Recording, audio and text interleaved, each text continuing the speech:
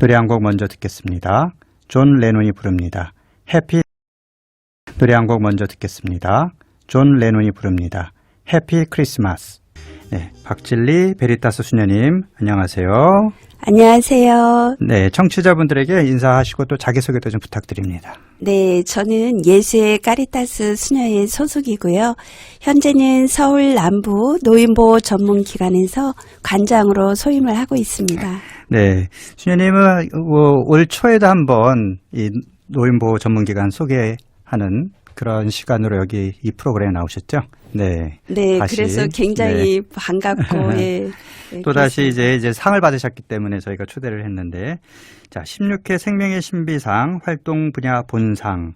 네, 개인상은 아니지만 이 서울 남부 노인보호 전문기관 이름으로 받으셨는데 굉장히 좀 기쁘고 뿌듯했을 것 같아요. 수상 소감 좀 말씀 좀 해주시죠. 네, 활동 분야에서 개인상이 아니라 기관이 받는 상이라 그 의미가 더 큰 것 같습니다. 네. 학대라는 특수한 상황으로 일의 강도가 굉장히 높다 보니까요. 자신의 한계에 부딪히는 순간들을 종종 직면하게 됩니다. 그런 순간들이 올 때 그런 생각이 간혹 들거든요. 지금 가고 있는 이 길이 맞나? 잘하고 있는 걸까? 네. 이런 생각이 이제 들기도 했는데 이번에 생명의 신비상을 받으면서 직원들이 쉽지 않은 이 길을 가고 있지만 그래도 이 일이 얼마나 의미 있고 가치 있는 일인지 다시 한번 확신을 갖게 되는 계기가 되어서 무척 기쁩니다. 네. 사실 뭐 노인들 학대를 예방하고 보호하는 일이 어려운 일이잖아요. 직원들도 굉장히 힘들 것 같은데 이렇게 어려운 일을 또 좋은 일을 하시는 분들에게 저희가 뭐 위로가 되고 기쁨을 주는 이제 그런 일을 한 것 같아서 저도 굉장히 뿌듯한데요. 이 서울 남부 노인보호 전문기관 글자를 세어보니까 12개더라고요. 그래서 저는 4개씩 끊어서 읽으면 좀 편하겠다 이런 생각이 드는데 서울 남부 노인보호 전문기관. 자, 이 일이 어떤 일을 하는지 어떤 일을 하는 곳인지 설명 부탁드리겠습니다. 네, 저희 기관은 많은 분들이 잘 모르고 계시는데요. 저희는 노인들 중에서도 학대 피해를 받으신 어르신들을 대상으로 신고 접수를 받아서 현장 조사를 진행하고 있고요.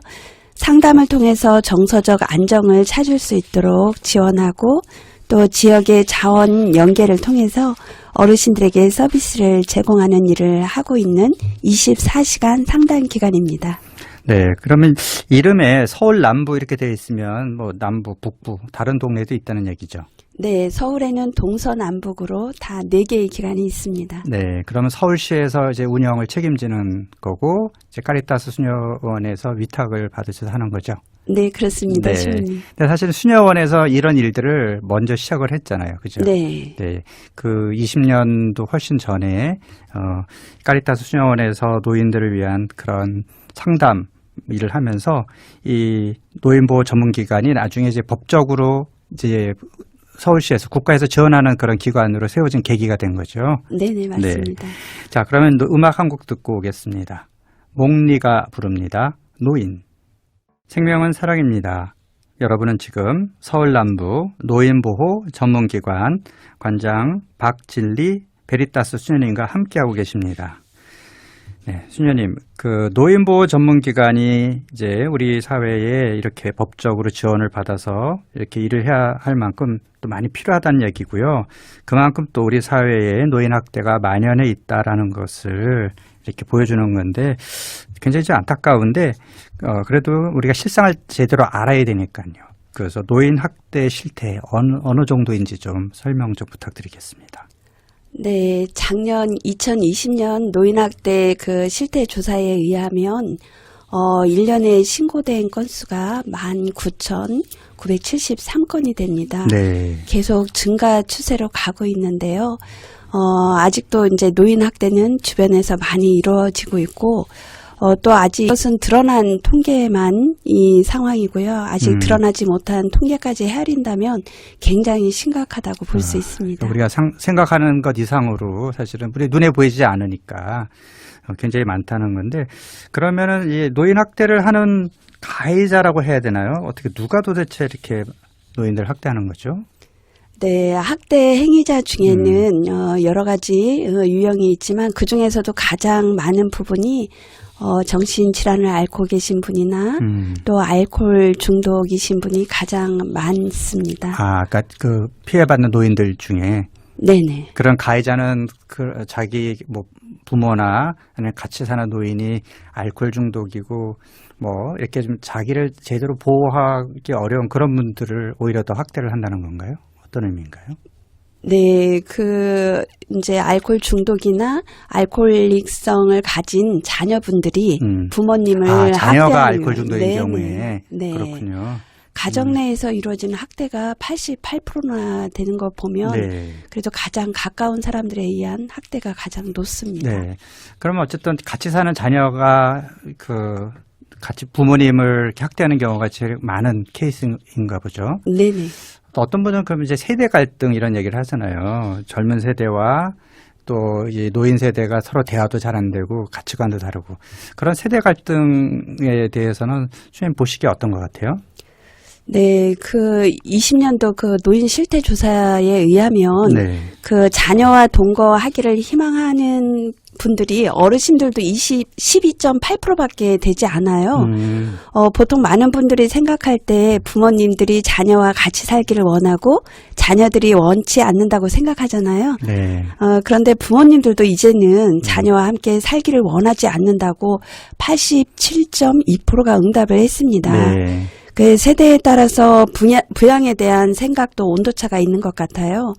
과거에는 효를 중시하는 사회적 분위기에서 부모를 공경하고 지혜를 배우는 긍정적인 측면이 컸다면 네. 현대에는 정보와 지혜를 사람에게 기대하지 않고 미디어를 통해서 습득하거나 네. 또 부양에 대한 책임감과 부담감 때문에 부모님을 불편한 존재로 생각하는 경향이 높습니다. 네. 사실 요즘은 뭐 거의 맞벌이를 하기 때문에 예전에는 뭐 딸이나 며느리가 뭐 아픈 부모님 부양한다든지 돌본다든지 이런 걸 해야 되지만 요즘은 돌볼 사람도 많지 않고 같이 살면서 노인들 보는 게 굉장히 짐처럼 생각하고 또 이제 국가가 해야 될 일이다라는 의식도 좀 많아진 것 같아요.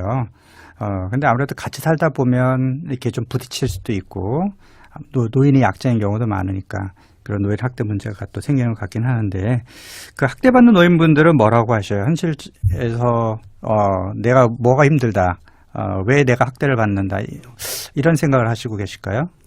우리 어르신 세대들은 그래도 자녀의 문제로 보기보다는 그래도 네. 내가 교육을 잘못해서 그렇다, 잘 키우지 못했다 하고 자신의 탓으로 돌리는 경향이 좀 큰 편입니다. 네. 그렇지만 저희가 이제 기관 입장에서 볼 때는 사회적인 책임감도 있지 않나라는 생각이 들어요.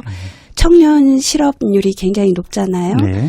취업이 안 되다 보니까 그 스트레스를 부모에게 푸는 경향들도 있고 네. 그게 몇 년 반복되다 보면 고질적인 우울감으로도 또 증가하기 때문에 네.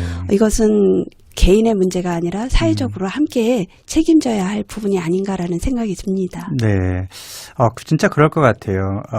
너 왜 뭐 열심히 뭐 안 하냐 이렇게 자꾸 잔소리 하다 보면 안 그래도 본인도 힘든데 아무리 부모님이지만 반복적으로 그런 이야기를 듣다 보면 자존감도 떨어지고 실제로 뭐 우울증이나 이런 정신적인 또 질환으로 이어지는 경우도 꽤 많아지는 것 같은데 그게 또 폭력으로 또 드러나는 그런 게 현실인 것 같습니다. 수님께서 그러면은 이제 이 노인들을 노인보호 전문기관에 주로 어떤 직원들이 계시는 건가요? 저희 직원들은 사회복지사로 구성되면서도 네. 전문 상담사들이 지금 구성으로 이루어져 있는데 직원들이 이제 하는 일들은 경찰을 통해서 신고가 들어오면 네. 현장에 가서 일단 조사를 합니다. 조사를 해서 이게 노인 학대가 맞는지 여부를 판정하고 맞다고 하면 어떻게 어르신을 안전망을 구축할 것인지를 계획하고 상담을 통해서 가족의 기능을 회복하기 위해서 무던히 노력하고 있습니다. 그렇군요.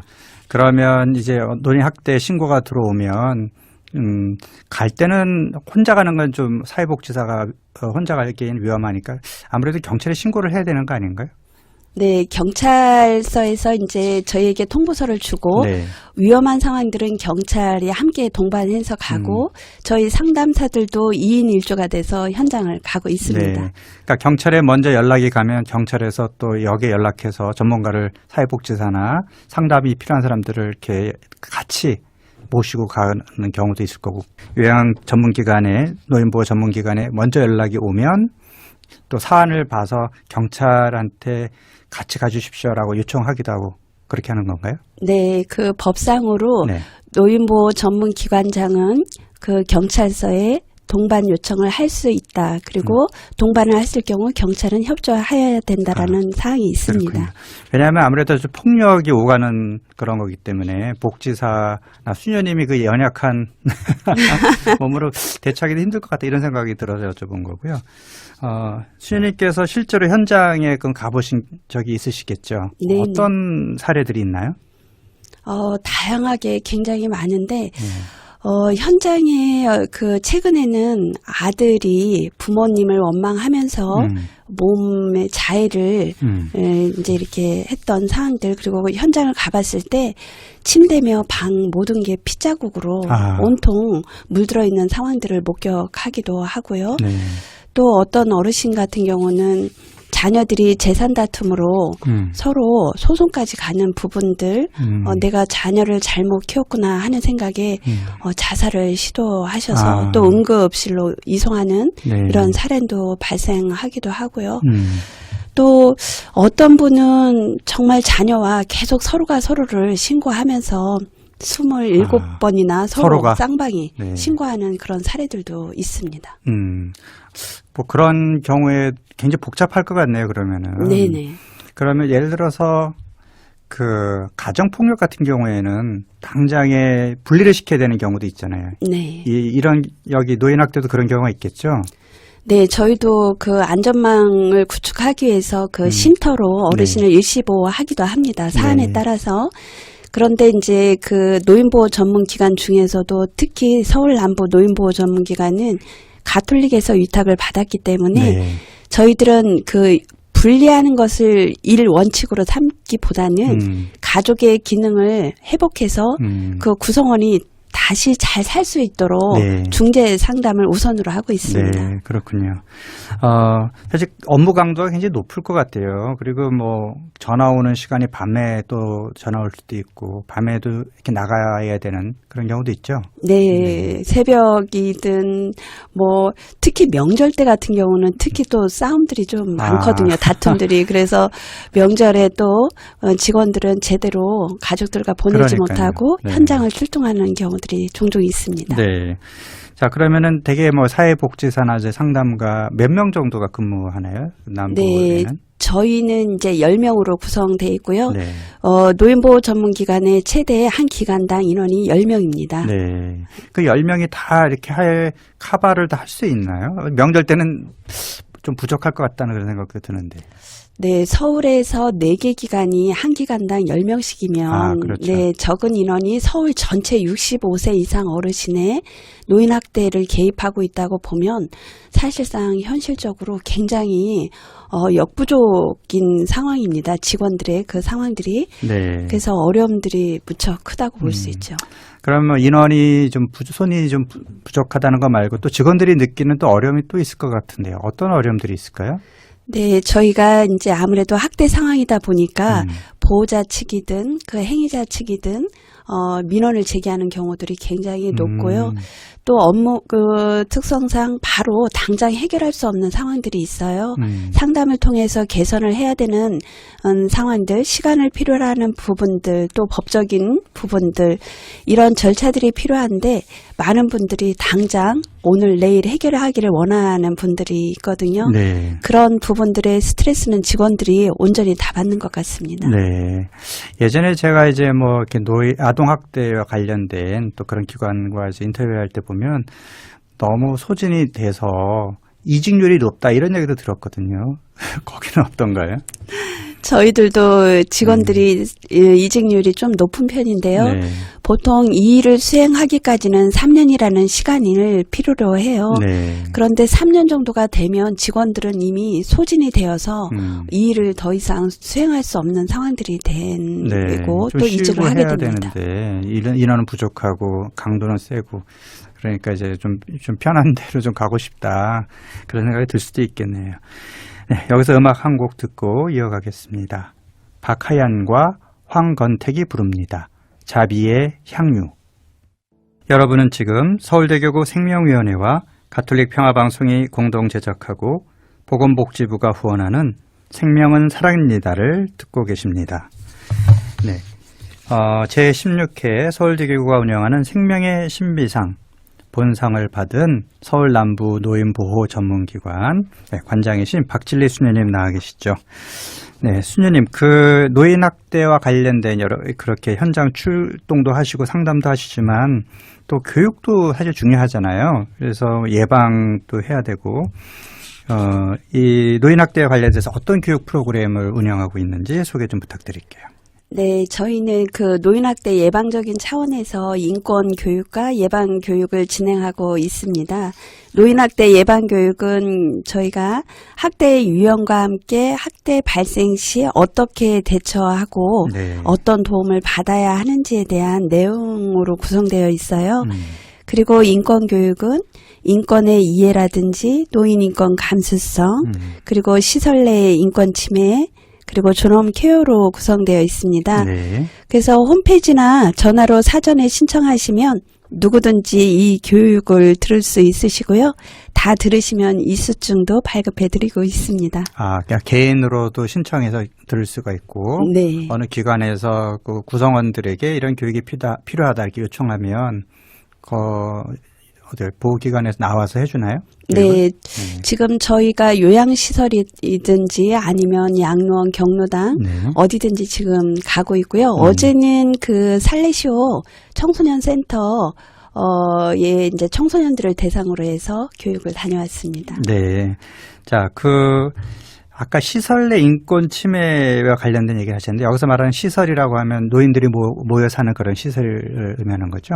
네. 네. 그럼 뭐 양로원이라든지 아니면 뭐 데이케어 센터나 뭐 요양원이나 이런. 네, 맞습니다. 그런 데서 어떤 인권 침해가 있을까요? 네, 케어하는 과정 중에서 어르신의 인권을 존중하지 않는 결박, 신체적인 구속이라든지 네. 아니면 낙상이라든지 또 목욕 케어와 관련된 성적 학대라든지 그 학대 유형에 속한 부분들이 시설 내에서 이제 발생이 되고 가정에서 일어나는 학대는 굉장히 퍼센트가 높은 반면 영향은 적거든요. 어르신 한 명에게 미쳐지지만 시설 내의 학대는 시설에 계신 어르신들 전체가 해당되기 때문에 그 강도는 굉장히 높은 편입니다. 네. 사실 올해 우리 교회에서 프란치스코 교황님께서 세계 노인의 날 그러니까 세계 조부모와 노인의 날 제정하셨잖아요. 7월 마지막 주일을.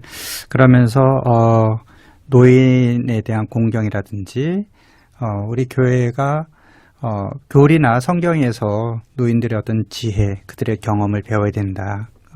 이제 그런 이야기를 많이 하는데 여기 교육에서는 어떤 것을 특별히 노인에 대해서 우리가 어떤 마음을 가져야 되는지 어떤 것을 강조하는 교육을 하시나요? 네, 그 노인은 우리가 걸어가야 할 우리의 미래라는 차원이고 또 노인은 다르지 않다라는 것. 네. 그리고 노인에 대한 부정적인 인식들을 좀 긍정적으로 개선할 수 있도록 저희들이 운동도 하고 있고요. 또 노인이 가지고 있는 긍정적인 특성들을 젊은 세대들에게 또 같이 공유하면서 서로가 소통할 수 있는 부분들이 어떤 게 있는지 인권적인 부분들로 서로 교육하고 또 아이들도 노인이 먼 존재가 아니라 정말 내가 어른이 있었기 때문에 내가 있구나라는 그렇죠. 자기 존재감을 느낄 수 있도록 네. 그렇게 교육하고 있습니다. 네. 젊은이 측에서는 또 그런 마음으로 또 노인들을 공경해야 될 거고 노인의 입장에서도 젊은이들과의 관계에서 노력해야 될 부분이 좀 있을 것 같은데 그런 부분도 있죠. 선생님. 네, 맞습니다. 그 젊은이들이 그 어르신에 대한 거리감을 갖는 부분이 뭐냐면 잔소리를 많이 하고 요즘 젊은이 표현대로 꼰대 같은 성향들 네. 때문에 가까이 가기 싫다라고 이야기 청소년들도 그렇게 표현을 네. 해요. 그런데 어르신들도 우리가 젊어 봤으니까 그 젊은이들이 가지고 있는 열정적인 그런 부분들을 좀 기다림도 필요하고요. 이해를 해주는 그런 마음이 있다면 서로가 소통하는 데 많은 부분 다가설 수 있지 않을까라는 생각이 듭니다. 네. 그리고 이제 노인 학대가 발생했을 때 어떻게 대처해야 된다 그런 교육도 하신다 그랬는데 물론 이제 어디 연락을 경찰서나 하면 되겠지만 구체적으로 다시 한번 정리를 하면 좋겠어요. 자, 노인 학대를 할 때 우리가 어떻게 그 학대받는 노인을 도울 수 있는지, 그래서 신고를 하면 어떤 실질적으로 도움을 줄 수 있는지 이렇게 정리 좀 부탁드릴게요. 네, 혹시 이제 많은 분들이 거리를 다니시다가더라도 배회하고 있는 어르신을 발견하거나 아니면 몸에 멍자국이 발견되거나 네. 또 계절에 맞지 않는 옷을 입고 계신다거나 또 눈동자가 굉장히 불안한 상황들로 보여지게 되면 관심을 갖고 어르신에게 집이 어딘지 어떤 어려움이 없으신지를 말을 건네주시면 좋을 것 같아요.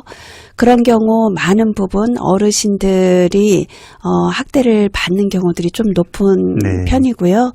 전화를 저희 기관에 주실 때는 1577-1389로 전화를 주시면 전국에서 이 번호를 다 사용하고 있기 때문에 네. 그 관할 지역으로 연결이 됩니다. 네. 그러면 그 신고 접수되는 순간에 그 어르신이 어디에 계신지 위치와 자세한 정보가 제공될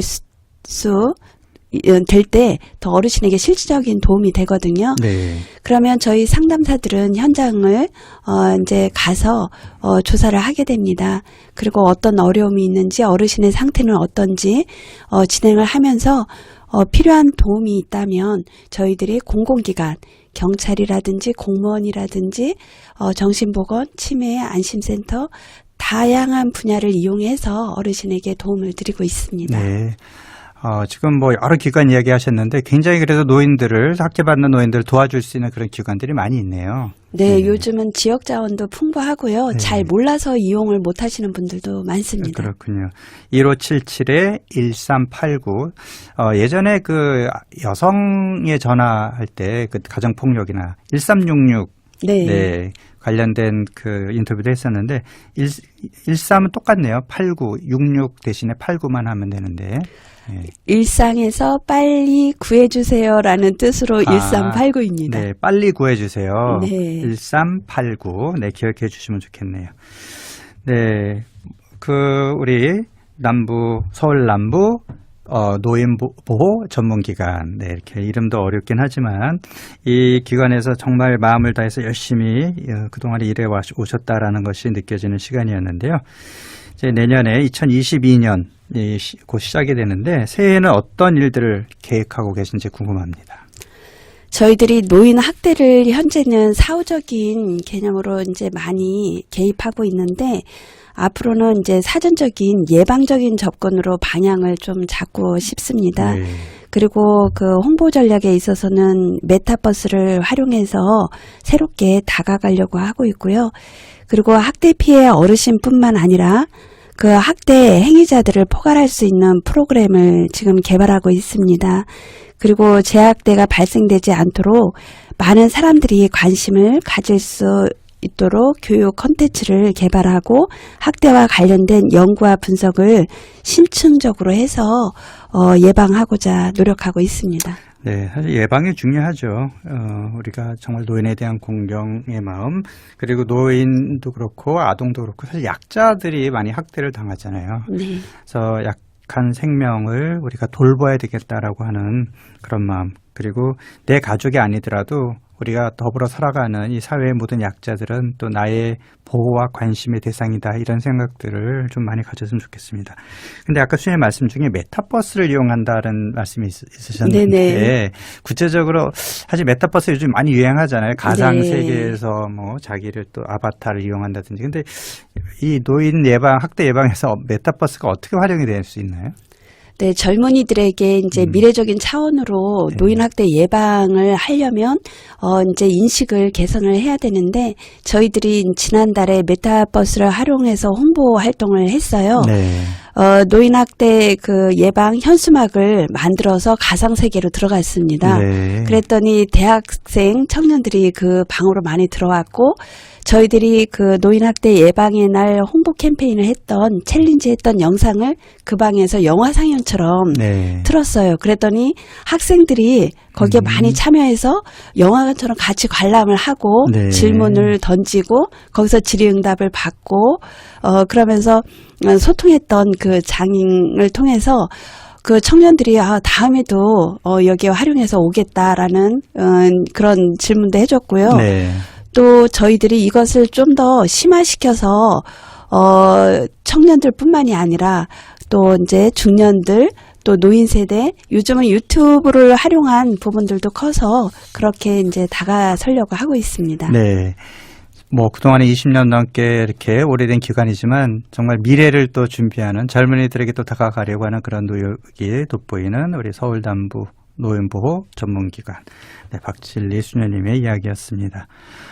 응달에서 피어난 꽃은 햇살을 받기 위해 그 자리를 옮겨갈 수가 없죠. 그런데 그 꽃 한 송이를 위해서 햇살의 그 방향을 바꾸려고 노력하는 분들이 바로 서울남부 노인보호 전문기관이라는 생각이 들었습니다.